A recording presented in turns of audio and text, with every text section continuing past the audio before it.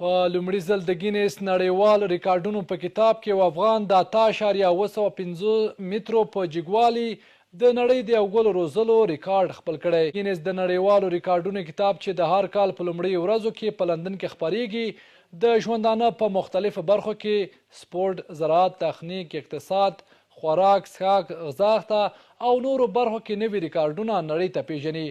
د 2022 کال د ګینیز د نړیوالو ریکارډونو کتاب هم د نوي عیسوي کال په مناسبت په دې وروستیو ورځو کې له چاپه راوتلی او په هغه کې د تیرو کلونو په څیر نوي ریکارډونه ثبت شوي دي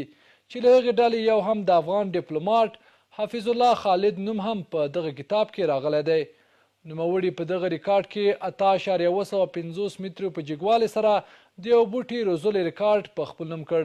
او ګینیس د نړیوالو ریکارډونو د چارواکو لخوا هم تایید شوی دی. خالد زیاتوي چې د ګلانو له روزلو سره مینه لري او زیاتوي چې ګلاب یې د کونا د قرنطین پر مهال روزلی دی. نوموړی په اصل کې د لغمان ولایت د پاچاخیلو د کلي اوسیدونکی دی. څرنګه چې تاسو ته څرګنده ده د کرونا اپیدمي او د هغې د وجې دا وروستي یو په بل پسې قرنطینونه په مختلفو هیوادو کې موږ ټول په کورو کې احسار کړی یو، خو ما هڅه کړې چې دا د قرنطین ورځې په یو فرصت بدل کړم. هغه په دې معنا چې له یوې خوا مې کور کې ځان ته یو سالم بوختیا او د خوځښت ځای پیدا کړی چې موږ ټولو ته ضرور ده، او له بلې خوا د کور چاپریال مې په یو ښکلي ماحول اړولی دی